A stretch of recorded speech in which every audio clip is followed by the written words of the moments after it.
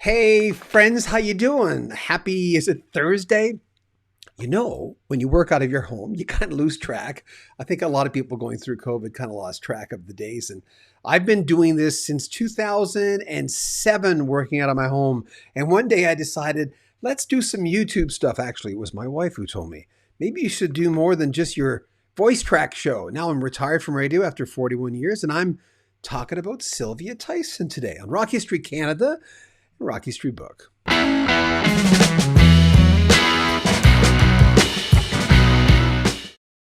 Thought we do. Oops, I've got my iPad running. I'm getting the technical difficulties ironed out of this live stream, which, by the way, Shannon will start joining me. Shannon was the one who just finished editing the last part of this. We did the beginning part of the Sylvia Tyson album. And at the end of the day, by the way, I'd be remiss if I didn't mention Sylvia's last album.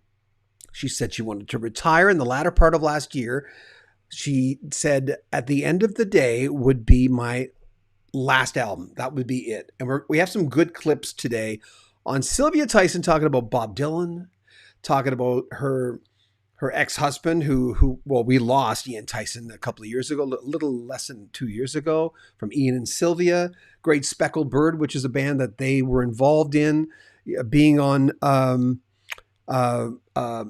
what was the name? Festival Express, where Janis Joplin, the band Grateful Dead, in 1970 went across the country and gave us some really good music. Of course, I was too young at the time. I was 10 years old. We talk about, like I said, Bob Dylan not knowing, well, when they knew Bob Dylan, he wasn't very well known. And that's a big thing. But Four Strong Winds, there's such a history in Canada with these two, but also in the United States, because when you hang out with that kind of company, it says an awful lot. Ian Tyson passed away in 2022, by the way, in the latter part of the year. Their first hit was with Gordon Lightfoot's Early Morning Rain, which of course was on Gord's Gold. And then Woke Up This Morning. We Five recorded that song. When I woke up this morning, you were on my mind. I can't sing, but and Crispian St. Peter's also recorded the song. And like I said, Four Strong Winds is their signature song, which was written not by Sylvia, but by Ian Tyson. And I have to say something before we start. And this is a testament to how nice of a human being Sylvia Tyson is. This is a phoner interview, but you'll see a lot of pictures while she's talking of Sylvia Tyson. I recorded the whole interview. I thought I did at the end of it. We talked for 35 minutes, I think, the first time. And I looked down. She said goodbye. She said, I really enjoyed this. This was fun, which is always nice to hear from someone that you really look up to. And then I realized, you know what's coming. The whole interview did not tape. So Eric Alper, a lot of you might know Eric. He's a great publicist in North America. He's a real historian in music. He's the guy with the long hair who comes on TV and talks about music. I called him up. He set up the interview, and I said, Eric Alper, my buddy, it didn't record. He says, no worries. It happens. I'll get a hold of her. And 2 weeks later, I think it was, we did the interview all over again. And this time we had a little bit more of a rapport. So before I go on, we're going to play a clip right away of the great Sylvia Tyson. Before I go on, I should say that later on tonight, we'll have the entire interview up on Rock History Canada, the Canadian channel. That's why you see both logos down there. We usually simulcast to another station when we do the live feeds. So this is on Rock History Canada right now. It's also on our big channel with 130,000 subscribers, Rock History Music. So the first one is about Festival Express, which, like I said, went across the country in 1970 with the band. There were so many people, Janis Joplin, the Grateful Dead, the Flying Burrito Brothers were on there. And you'll find out an interesting thing about Janis Joplin in this clip with Sylvia Tyson. I was just watching, again, I think maybe for the fourth time, the Festival Express movie this morning. And I look at that, and I can't imagine that happening today, for one thing. I mean, we've lost a lot of those people. What was that experience like for you? Did you just get a call one day and said, you want to join up? How did that work? Well, our manager, Ian, and my manager, Albert Grossman, was very closely involved with various people who were performing, the band, of course, and Janis Joplin. And so it just seemed natural that we would be invited to be part of it. Did you get a chance to spend time with Janis? Well, Janis was not one for girlfriends. Janis, and aside from the sexual side of it, just wanted to be one of the boys. Yeah, no, well, I understand in that period of time, the music industry was so dominated by guys that in order to be successful, you probably had to be one of the guys. I was fortunate in that I was in a male-female duo, and I didn't have to face that. Well, that's another thing. You being in that situation, not only being in that on the Festival Express, but being in the industry. Here, you're traveling along with your partner. That creates a whole different dynamic, as if you were a single woman out there. Yes, well, it was kind of a safeguard for me in a way. I didn't have to face a lot of the problems that solo female performers did. In this interview, she mentions to me that I didn't know how to broach the subject of basically saying, I heard that Ian Tyson, her ex-husband from Ian and Sylvia, could be a little growly at times. And I'm not sure if it's in these clips. It could even be the first interview. I think it was the second. She said I might have said he didn't suffer fools. And she said, well, if you didn't do your homework, he'd come at you. I had a few opportunities to talk to Ian Tyson, and something always happened. We're going to talk about fame with Sylvia Tyson and reactions, because they were from Ontario, and they basically met and went to New York City and became Ian and Sylvia. I remember really well knowing who both of you were, seeing you on TV. How did your friends and family react to having fame in your life? Well, I think they're probably relieved, because pretty scary to, at age 19 to head off to Toronto to become a folk singer. And actually, one funny line, Ian's mother once told me that he turned a misspent youth into a profitable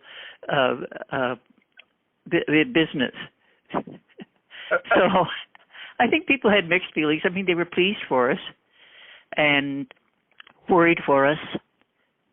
How far back did you go with, I know, Generous Heart with you and Shirley Eckhart. When did you first meet her? I met Shirley when she recorded one of my songs, Smiling Wine, and had a hit with it, actually. So she was very young. And we stayed in touch and just started swapping ideas at one point or another. The sad thing about Generous Heart is that we had written it about 10 or 15 years ago, and I had phoned Shirley to tell her I was finally going to record it, and she was gone a week later. That's so sad. That was a shock to me. I remember the first time I heard her. First of all, she had a very distinctive voice, which, as a music lover, I loved. Great singer, a great musician, could play any instrument that she picked up, and a great songwriter. A friend of mine saw Shirley Icahart, who's Canadian, who actually recorded "Say You Love Me," Fleetwood Mac's hit, around the same time that Fleetwood Mac did it, and it was a hit in Canada. And Shirley Icahart was. Someone told me once they went to see her in concert and she was barefoot. I always love hearing when artists, especially in the hippie era, which went on right into the 70s, right? Some people forget that the 60s didn't end in 69 or 70. A lot of that stuff continued well into the 70s. Speaking of the 70s, Ian and Sylvia were a big part. I'm a Canadian, so a big part of our music. When Ian and Sylvia stopped performing together and divorced in the mid-70s, she went on to do country music, and she did quite well. She had quite a bit of country hits and toured an awful lot. But as I said, at the end of the day is the new album, and it's the last album, which was recorded in the latter part, released in the latter part of last year. We're going to talk about how things have changed in the music industry. The world has changed, even in my lifetime, the world has changed so much. What do you see as you look out your window? Literally or figuratively? Well, any way you want to. Not literally, no. No. Well, I think that for anyone to be successful today, they have to be very computer literate. They have to be able to get their music out there online, because there are fewer and fewer places to play. And if there are places to play, they don't pay enough for you to make a living off it. So you really have to be proactive. The songwriting process, you'd said before, well, I'm paraphrasing you. It's a ferocious it's an unforgiving thing where you're telling a story in 4 minutes. And you're doing it in your head. How has that changed for you from the beginning of writing your first song to now? Has it changed at all? Well, the first song, I think everybody's first song, it sort of comes out of the blue, and you finally write it down and start performing it, and you don't change a line or a note. I wish that happened more often, but it happens less as you get older. You really have to learn and develop your craft. Angels in Troubled Times, adapted from a traditional. Tell me about that song. Angels in Troubled Times. The melody is adapted from the musical collection of John Playford, who was I guess he might have been the first music publisher back in the 1700s. He collected all of the country dance tunes and notated them and put them in a collection for people to learn. And this particular tune was called Porter's Dream, and I learned it through Terry McKenna, who does a lot of music for Stratford. He's a lutenist.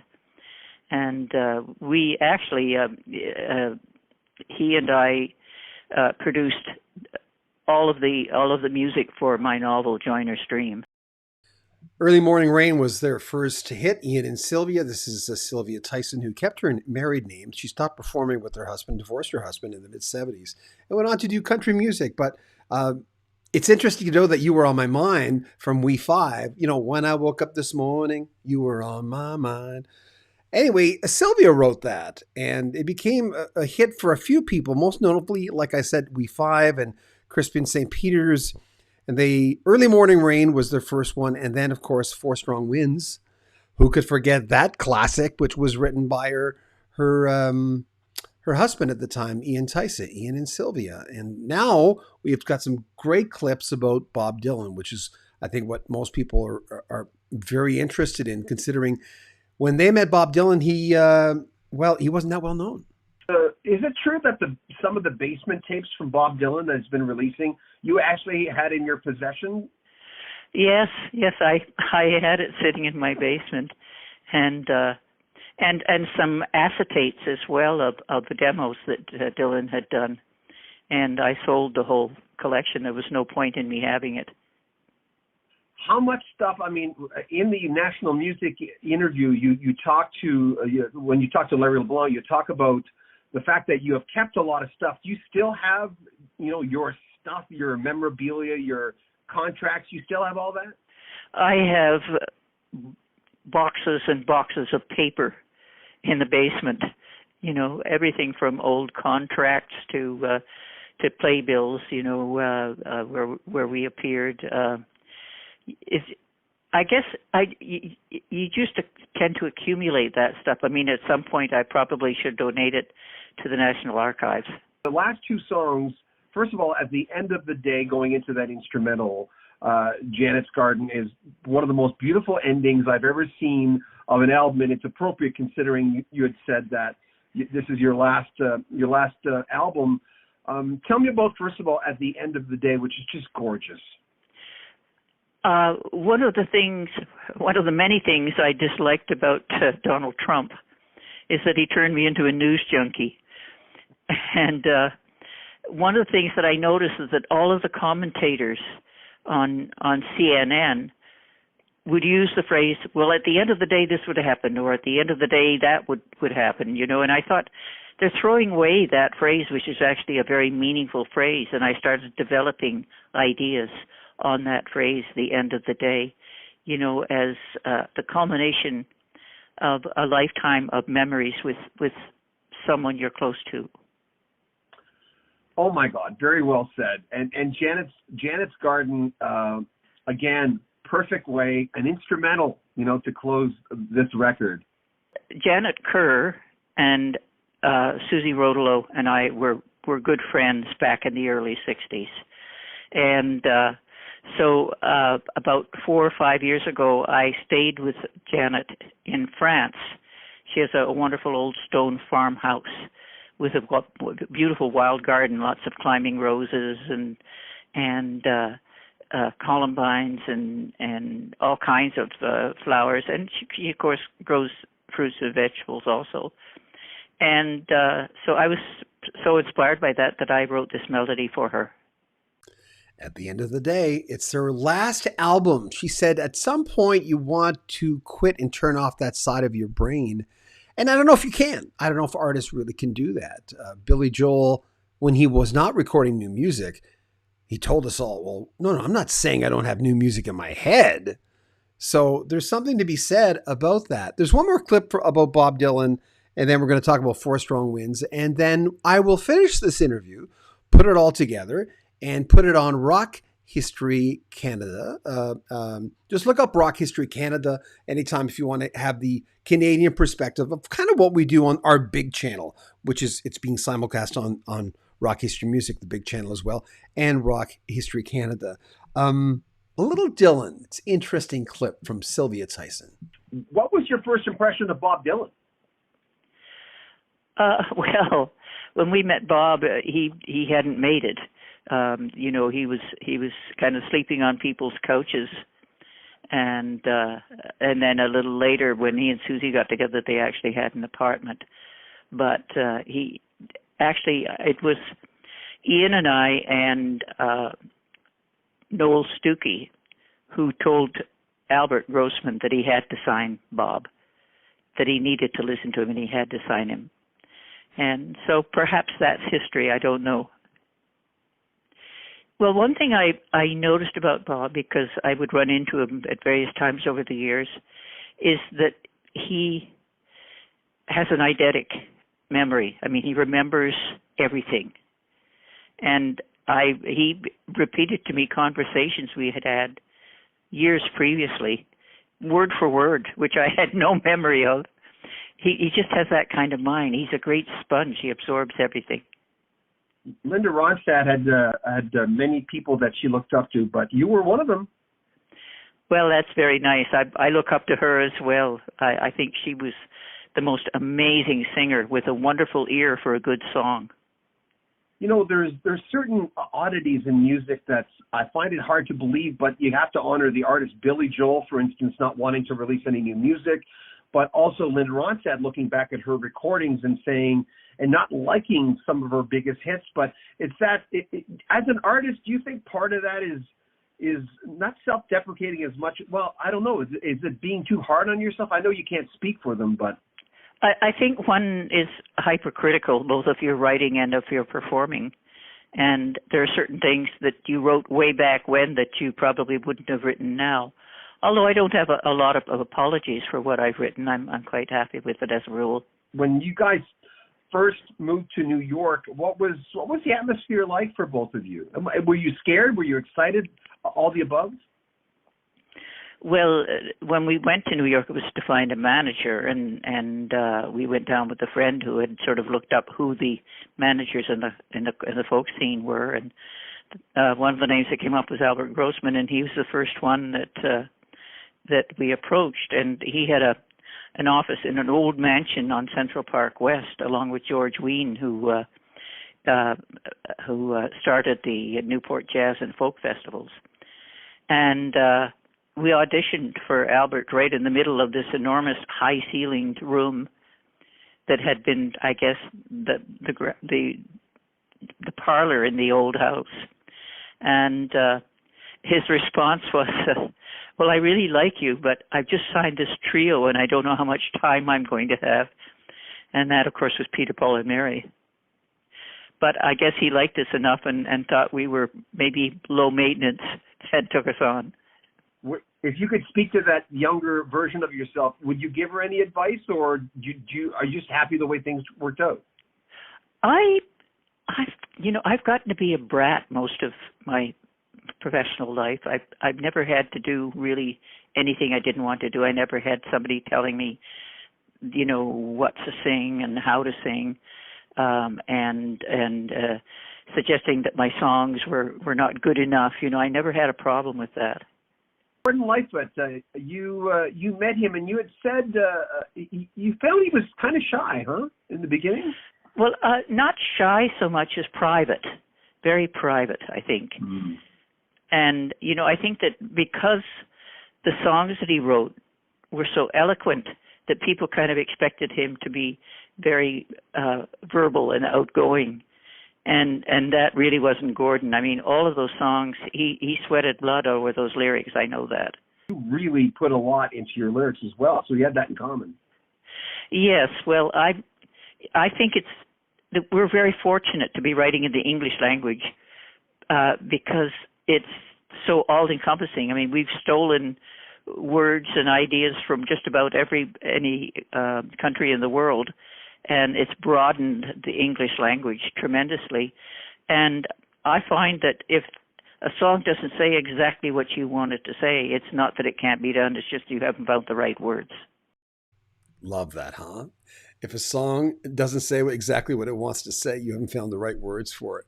I mean, and that can be a metaphor for a lot of different things, right, in life, of trying to get your point across. I remember a teacher once told me when he was trying to get to me when I was in grade, I think 9 or something, he saw that I was very shy, and he said, I don't teach everybody or have private conversations the same way as I'm having a conversation with you. And that really struck me of going, oh yeah, that's right. If we're really trying to get through to someone, we're not going to talk to our best friend the way we talk to our cousin or just that kind of thing, right? But she's so poetic in her words, and you hear the age in her voice, you hear it, but it's still Sylvia Tyson, and of course she's earned every syllable and every word and all the wisdom that she has. And Ian and Sylvia were a big part of my upbringing when I was into the folk scene. It was them that brought me into Dylan. As she mentioned, Ian and Sylvia were big before Dylan was, and he hadn't found his way. And they came up to the manager, Albert Grossman, and said, hey man, you got to sign this guy. Found Gordon Lightfoot very shy. We're going to leave you with one last thing. I'll come on after this, and if I have any more comments, I'll talk to you. But this is about their big song, 4 Strong Winds. 4 Strong Winds. Did Ian bring that to you? Were you in the room? How did that go? He was working on that in Albert Grossman's apartment in Midtown, New York. And we did the very first Hootenanny show together. And he played it in a room, I was there, and several of the other 4 performers on that show for the first time. And everybody just thought it was fantastic. He actually got stuck on one of the lyrics, and I added one line, which is my contribution to 4 Strong Winds. Oh, what was the line? But our good times are all gone, and we're bound for moving on. That was my line. Oh, my God, that's one of the best lines in the whole thing. Oh, well, thank you for that. I was just filling a hole at the time. Is it true that after the Dylan song Blowing in the Wind, Ian looked at that and said, well, I can do that, and wrote 4 Strong Winds? Well, the thing is that Dylan was very prolific, and it just seemed, he's just some kid who was writing songs, and we figured if he could write songs, we could write songs. We didn't realize at that time that nobody could keep up with his output. Let's talk about You Were On My Mind. Now, that is a song, it's another one of those songs in my personal life that I have sung in my head so often. It's infectious to me. Tell me about writing that. Well, I wrote that in New York. I wrote that, as the legend goes, in a bathtub in a suite in the Earl Hotel in Greenwich Village, New York, which all sounds very glamorous, except that it wasn't. The reason I wrote in the bathtub, I wasn't taking a bath. It was the only place the cockroaches wouldn't go. Oh, yeah, that's a story. By the way, though, you did not, is it true you did not know We5 had recorded the song till you heard it on the radio? Yes, Ian and I were playing in Southern California, and we'd finished the gig, and we were driving north up the Highway 101, the West Coast Highway, to Vancouver, and it came on the radio, and we practically drove off the road. I had no idea they'd recorded it. You imagine being on the road and hearing a song of yours and it's being sung by someone else. They also had a hit with it. When I woke up this morning, you were on my mind. A great tune. But before I come off, I need to say that I did this interview with Sylvia Tyson, and I thought I recorded it. I don't do phoners anymore. There's very few times where I'll do a phoner. I just don't want to do them anymore.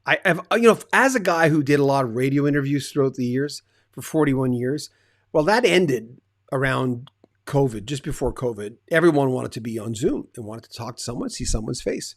So that's a good thing. And Sylvia Tyson's name came up, and she only does phoners. And I thought, well, I got to interview Sylvia Tyson. So I did, and the first time I recorded, like I said, it didn't record, and she was nice enough a week or 2 weeks later to say, oh, that's fine, let's do it again. I enjoyed talking to him. So there we go. 4 Strong Winds, helping Bob Dylan along the way, thinking that Gordon Lightfoot was reserved more than shy. She corrected me. Being on Festival Express with the Grateful Dead, Flying Burrito Brothers, Janis Joplin, the band. There was a lot there. And Early Morning Rain, their first hit, the Gordon Lightfoot song. She's quite a lady. At the end of the day, hers is her brand new album. It's her last album. As I mentioned in this interview, she ends it with an instrumental, which is quite beautiful. But look up At the End of the Day by Sylvia Tyson. I really enjoyed it. A lot of co-writes on there. She loves co-writing with people. And I want to thank everyone for coming on today. I appreciate you. I appreciate you hanging out with us in the afternoon. Yesterday was an evening thing, but I'm glad we came on a little earlier today, which is something we're going to try to do. We have tons of interviews coming up. And luckily, my beautiful wife, Shannon, is getting to them and doing one a day, which we've never been able to do. So Shannon, thank you. Benjamin says, thank you for asking for the line she mentioned on 4 Strong Winds. No problem. Do you think you'll ever interview Joni Mitchell? No, God, I don't think so. Maybe. You never say no, but I would love to. Everyone who's worked with Joni, who I've talked to, John Cody, it's coming to me. Chris Bodie, trumpet player, was on a bus with her or something, and he said that she'd describe trees going by in a way that you've never heard it before. Kind of a cool thing. Anyway, thank you for joining me today. This has been a simulcast on both of our channels. We have a few, but Rock History Canada and Rock History Music. Take good care of yourself. Remember, if you want to donate to the channel, it was really nice last night. We went on there, and I spent the entire day doing this Dee Murray thing because it was his birthday. He would have been 78, Elton John's bass player. And I got off, and all of a sudden, a few people, because we're buying a brand new, this big expensive computer we have to buy, because everyone wants 4K videos now. As a matter of fact, this is coming through, I think, a little over 1080, not quite 4K, which you enabled us to buy a camera last year. Because the income for YouTube is up here, then it's way down here, then it's up here, then it's there. And that's why we have Patreon. You can join our Patreon. There's a link in the description. We just put up a lot of stuff today. And you can make a donation on PayPal. There's a donation box. So last night I got off and I got 4 people donated to our PayPal, which was really nice. Thank you very much. Appreciate that. I know it's tough times. If you can, go ahead. If you can't, I'm glad you're watching, and subscribe to the channel. Share this video if you know anyone who likes Sylvia or Ian and Sylvia Tyson or Canadian music. Put it in the right groups if you can. There's lots of groups out there on Facebook, and it really makes a big difference. Like it, comment on them, and all that stuff. So, and join our mailing list. There's a newsletter we have twice a week where in case you've missed something, we'll send it out to you, and that's all we'll do. And we've got some big giveaways. We've got a few Rush giveaways coming up, and a few book giveaways. The Police, Stuart Copeland's book. We've got Jethro Tull, Ian Anderson's books, and a few other things coming out, and a few other albums that we're going to be giving away, mostly vinyl, through our mailing list and through Patreon. So there you go. I'm John Bowden. This is Rock History Book and Rock History Canada, and I thought we'd end with our Canadian extra.